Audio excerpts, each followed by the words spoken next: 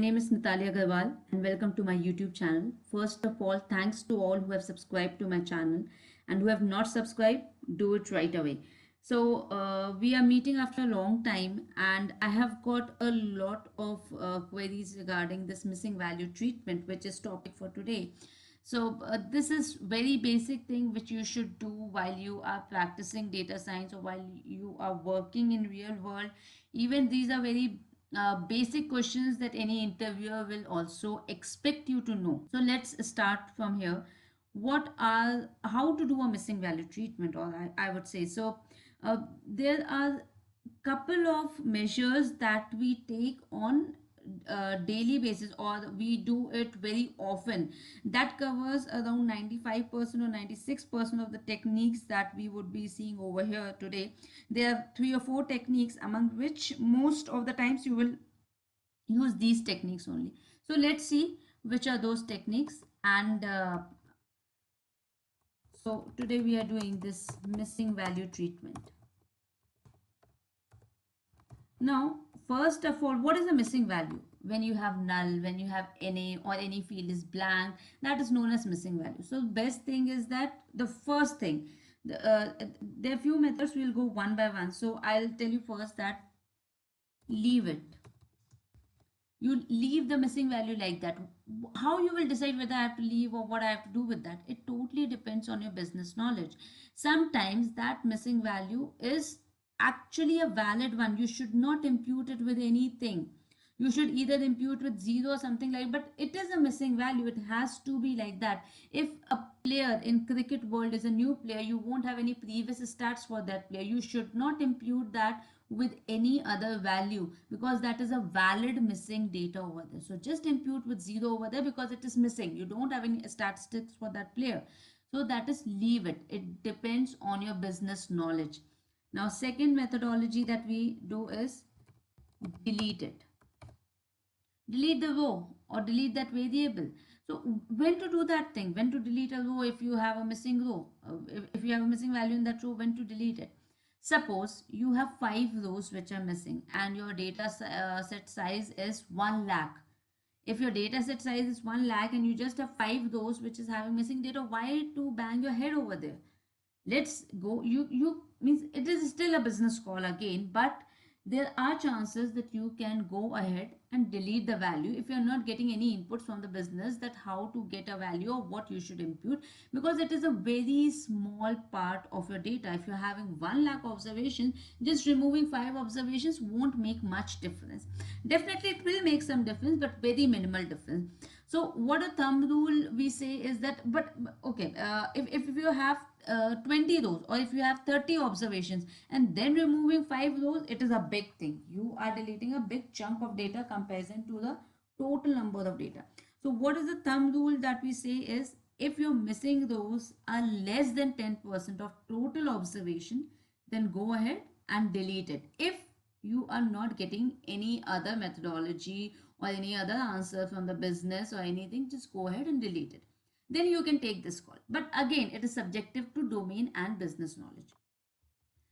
Third thing is impute the values. Impute the values. How to impute the values? Either you can impute it with median or mode. When to do with median, when to do with mode. If you have continuous variable, suppose you have one column, you have many missing values and it is a continuous variable, then go ahead and impute the values with median, not mean, with median. Why? Because mean is subjective to outliers. If you have done your outlier treatment first, then you can either impute with mean or median, it doesn't matter. But if you haven't done any outlier treatment, then I would always suggest to impute the values with median. What is mode? When to impute with mode? When you have categorical variable. Impute with mode. Now, if you remember, we have discussed that mode has a very unique property, that you can have by model, n model, n modes could be present in for any one variable. So which mode you should replace with? Suppose you have 4 modes available. So first, second, third, fourth, which one you would replace with? Again, it doesn't matter which one you replace with. You can replace with any one of them, but It is subjective to business knowledge. Again, you will see which are your modes, and you will take a call on your based on your domain knowledge or business knowledge or the best practice in your business, that which mode makes most sense to replace it, and you will replace data with that. So mode is the imputation thing for categorical variables, and median is for continuous variable. But generally, if you don't want to go with the business knowledge, you can just go ahead and replace with any mode. I would suggest you to do it with first mode, because that is first one. It doesn't matter which one you do, but that's how we practice it in general. Fourth method is KNN.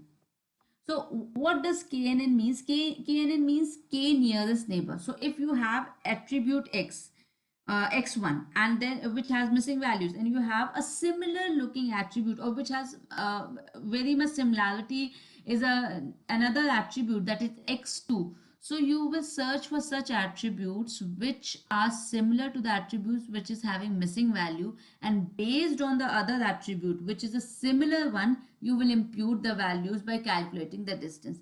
I'm not going into detail of this technique because KNN itself is a different technique. It is even an algorithm, and it is also somewhere used in your clustering also with the name of K-means clustering. So I'm not going into that technique. The top three techniques, that is, leave it as it is. It depends on your business knowledge again if you have to leave it or not. Delete it. It depends what is the size of the data, and if you are not getting any insight from business, or you don't know how to impute it, just go ahead and delete it. But depending on the thumb rule, that your missing value should not cross 10% mark of total number of observations there. I even not go with 10%. For me, it is always 5%. Personally, I don't feel that you should go even with 10%. And the third one is impute the values with median and mode. Median when it is continuous variable, and mode when it's categorical. You can also impute with mean values for continuous variables, but it is only in the case when you have treated your outliers first. So guys, this is about missing value treatment. Try your hands on this thing, and this will help you even in your interview questions. So stay tuned for more videos, and thanks once again for subscribing to my channel. Please, who have not subscribed, do subscribe, like, share, comment. Till then, bye bye.